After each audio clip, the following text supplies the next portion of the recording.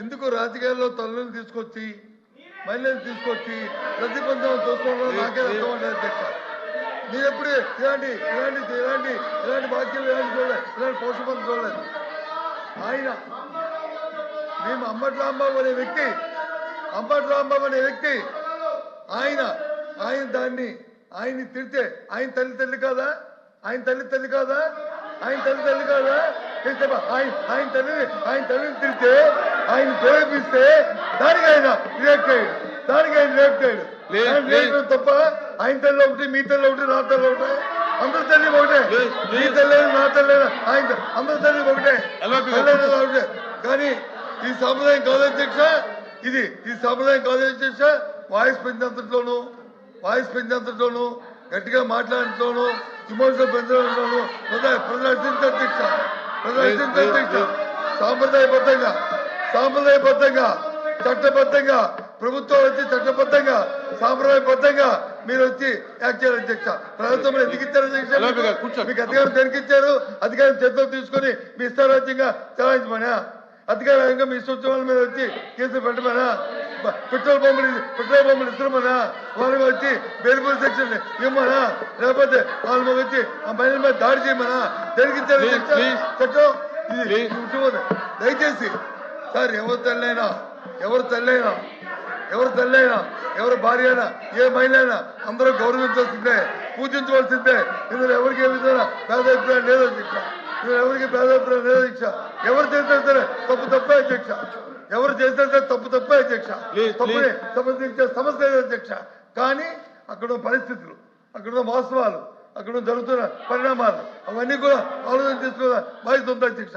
ఆయన వచ్చి చెప్పాడు, జరిగింది నా వయసుకి మంచిది కాదు, నన్ను ప్రేరేపించారు కాబట్టి నేను ఆ పరిస్థితులు నోరు జారాను, తప్పు, నేను విత్తనం చేసుకుంటాను, నా వయసుకి మంచిది కాదు, ఇది చెప్పకూడదు అనకూడదని క్షమాపణ కోరాడు అధ్యక్ష.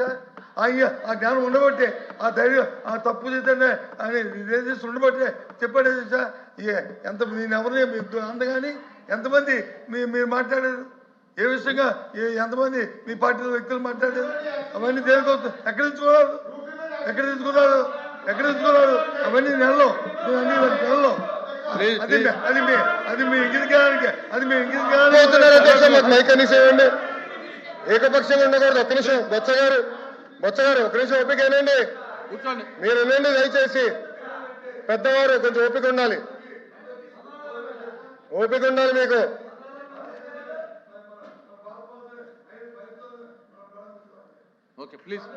ఒక్క నిమిషం అధ్యక్ష, ఒక్క నిమిషం అధ్యక్ష. నెల్లూరులో వాళ్ళ మాజీ శాసనసభ్యుడు మా శాసనసభ్యురాల గురించి ఏం మాట్లాడారు అధ్యక్ష ఆ రోజు?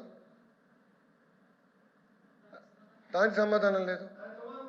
దాని తర్వాత ఒక్క నిమిషం సార్, మాట్లాడినాయండి. మీరు మాట అంటున్నా, మీ పార్టీ నాయకుడు వెళ్ళి సింపుల్ గా ప్రెస్ మీట్ లో 2 చిన్న మాటలు చెప్పారు. 2 చిన్న మాటలు. అది ఒక తల్లిని అవమానిస్తే 2 చిన్న మాటలండి.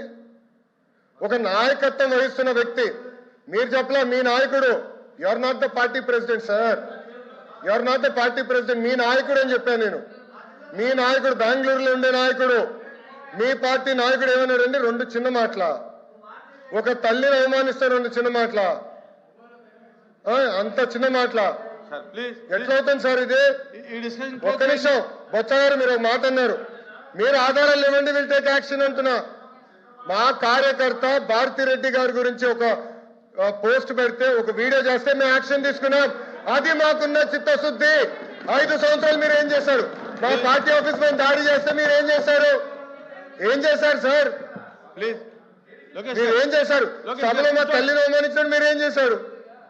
ఒక్క నిమిషం ఎల్ఓపి గారు, నేను సూటిగా ప్రశ్నిస్తున్నా.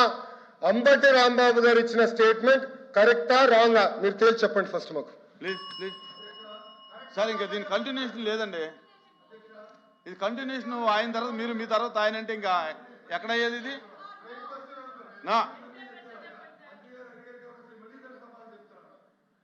రాంబాబు గారిని మీరు పెట్టిన ఏదైతే వాల్ పోస్ట్ అయితే పెట్టి అబ్యూజింగ్ చేస్తూ మీరు మాట్లాడారు కదా, మీరు మాట్లాడారు కదా, అబ్యూజింగ్ చేస్తూ ఆయన పెట్టినప్పుడు దానికి వెళ్తే ఆయన్ని చాలా ఆయన తల్లి గారిని చాలా దూషించిన వీడియోలు కూడా చూపెడతారు. దూషిస్తే ఆ ప్రెసిడెంట్ వచ్చి ఆయన వచ్చి మాట్లాడి ఇంటికి వెళ్ళిన తర్వాత రిలైజ్ అయ్యి మళ్ళీ దాన్ని విజయం చేసుకుంటే ఆయన దాడి చేస్తారా? ఆయన మీద దాడి చేస్తారా? ఏంటిది? ఎవరు అంతకుముందు ఇప్పుడు మళ్ళీ మీరు భారతదేశ పేరు తీసుకొచ్చారు. భువనేశ్వర్ గారిని మాట్లాడితే మన అవసరం ఏం చెప్పాను నేను? ఏ తల్లినైనా సరే, ఏ భార్యనైనా సరే అందరం కూడా సార్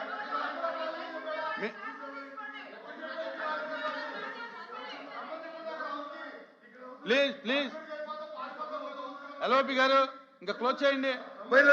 లోకేష్ గారు ఇంకా క్లోజ్ చేయండి. దీన్ని చేసిన తప్పులు వచ్చి క్లోజ్ చేయండి. ఏదో ఎల్ఓపి గారు కూర్చోండి. ఎల్ఓపి గారు కూర్చోండి. ఒకటేంటంటే రాంగ్ స్టేట్మెంట్ ముందు అది డ్రాప్ చేసుకోమనండి. శాంతి భద్రతలు లేవు అన్నమాట డ్రాప్ చేసుకోవాలి.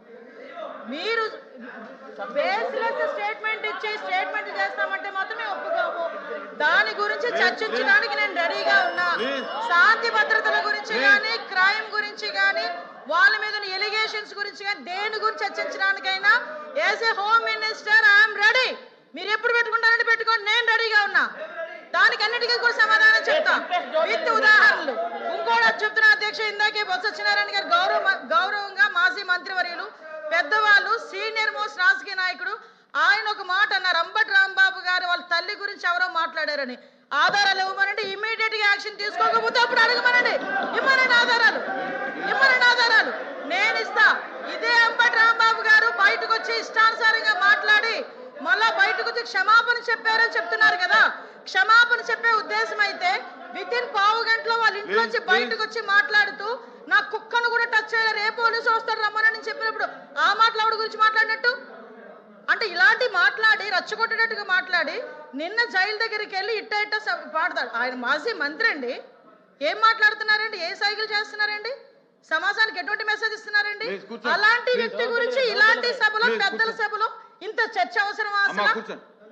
ఇంత అలాంటి వ్యక్తి గురించి అలాంటి అనకూడదు కానీ తల్లిని చెల్లిని కూడా మాట్లాడే వాళ్ళ గురించి ఈ రోజు ఈ సభలో, ఈ పెద్దల సభలో ఇంత చర్చ అవసరమా? అతని గురించి వెనకేసుకు రావడం అవసరమా?